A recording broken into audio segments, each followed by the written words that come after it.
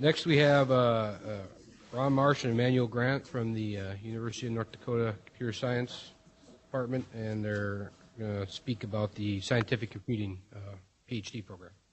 Professor of Computer Science. With me is Emanuel Grant, Graduate Director in our department. Tom O'Neill's not here, but he's the Undergraduate Director.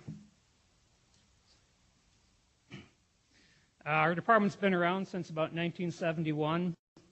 The Ph.D. was first offered in 2009, so we have been around for a while. I'm going to go through this fairly quickly because we have some more interesting things towards the end. So, we're a mid-sized department. We have 8 tenure-track faculty, 3 instructors, kind of average for computer science programs.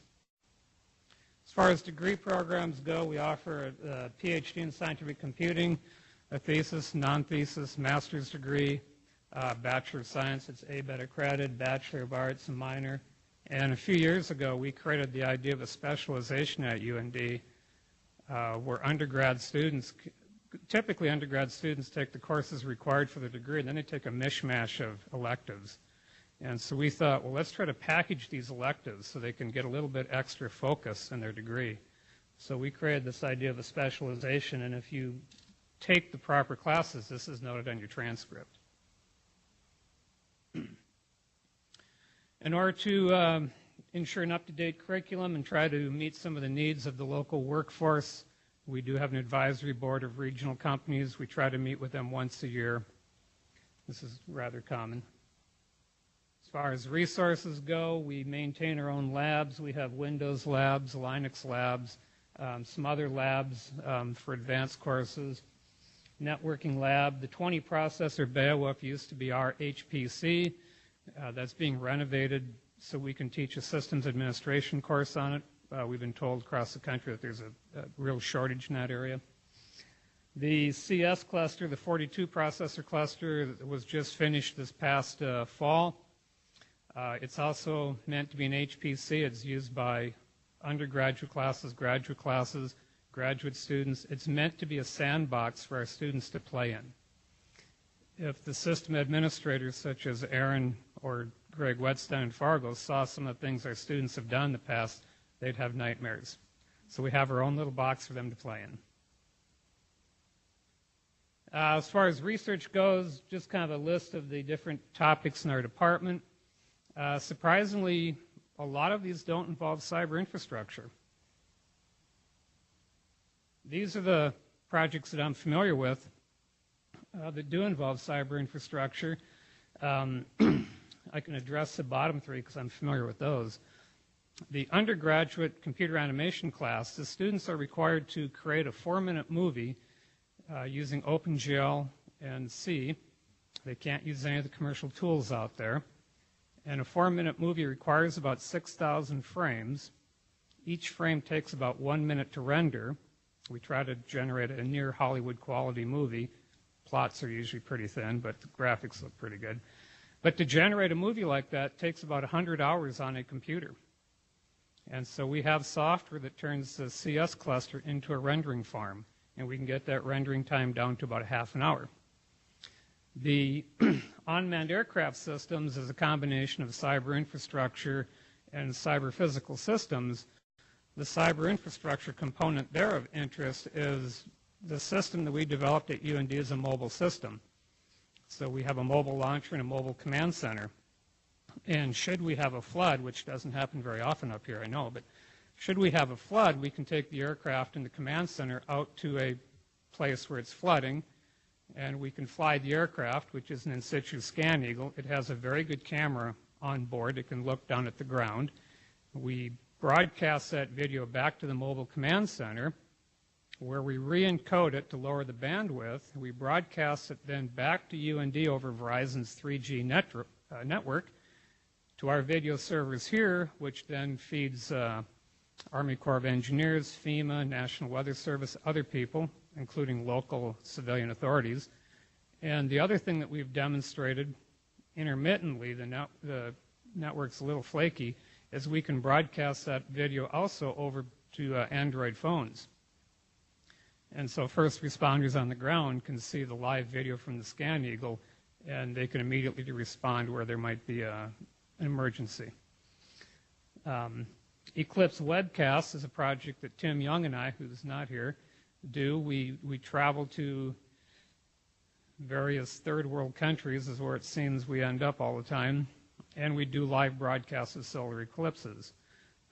We haven't had an eclipse in 2 years, but normally during the 3-hour period of an eclipse, we will get anywhere from 30,000 to 250,000 hits on our website from all over the world. We also have a chat room, so we talk back and forth with people. Now, after each eclipse, well, prior to each eclipse, I warn the network people on campus that this is coming, because each eclipse usually brings our network to a standstill. Looking at the outbound HTTP traffic, it looks like we can serve about 10,000 video streams simultaneously. Beyond that, it just brings everything to a halt.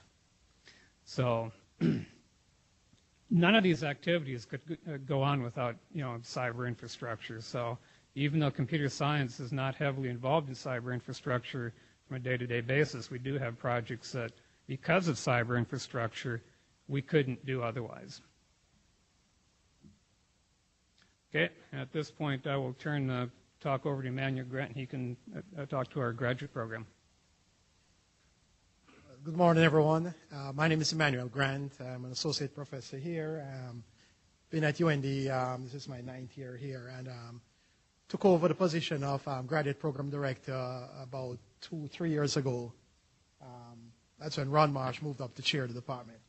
Now, as it stands now, we have 2 degree programs in the graduate program, the master's degree and the Ph.D. in scientific computing, which is the focus of the next few slides presentation. And as it's stated here, that the program seeks to emphasize the development of software, the science and the technology required to support computational science and simulation-based science and engineering. We have these 2 stated goals for the PhD program, to prepare students to be expert in the fields of computation science, and to be proficient in the use of high-performance computing platforms and computing techniques. So those are, as of today, the main focus, the goals of what the program is about. Now, what I must point out is that the way the program is today is how it was designed some 9-10 years ago, the PhD. At least 7 years ago it was. So what we have implemented today is what was put on paper 7-8 years ago. What we have recognized is that there are a lot of things that have changed tremendously over those years. And we have in place what is known as an advisory committee. And that committee is charged with a number of efforts, one of which is to help evolve the program into today's view of what scientific computing is to be versus what the view was 7-8 years ago. Another thing on the operational side of it is that this committee assists us in the review of applications into the applications that have been submitted for the program. The committee, because of the interdisciplinary nature of the program, where students are expected to be working on problems, issues in some other area of science and engineering other than computer science, but applying the computational techniques learned in computer science in resolving those problems and issues. And so one of the big charter for the advisory committee is when a student submits an application and we look at their intended research goals, we have to identify, we seek to address 2 questions there. One, is this proposed area of research at the PhD level, in that it's relevant current research in that area? And secondly, do we have faculty members on the campus who are able to supervise this type of research? And so the operation of this committee is that when we get those applications, we usually make contact with the chair of the department under which this applicant's research would reside. And that chair, by de facto, is a member of this committee, or is whoever they designate to sit on the committee. And their job is to really answer those two questions. One, is this PhD quality work? Two, do we have faculty in place to supervise it? So that's the operational effort. In terms of evolving the program, the committee assists us because we have members across the entire campus. And so they will bring to the program recommendation as to what are some of the changes needed to be made in the current structure of the program, what are some of the missing elements that needs to be put in place. And so the plan is that the committee would meet at least once per year. We are in our third year of operation now. And luckily for us, this is a year of a review of the department's graduate program as mandated by the university. And we have a 5-year review for the program.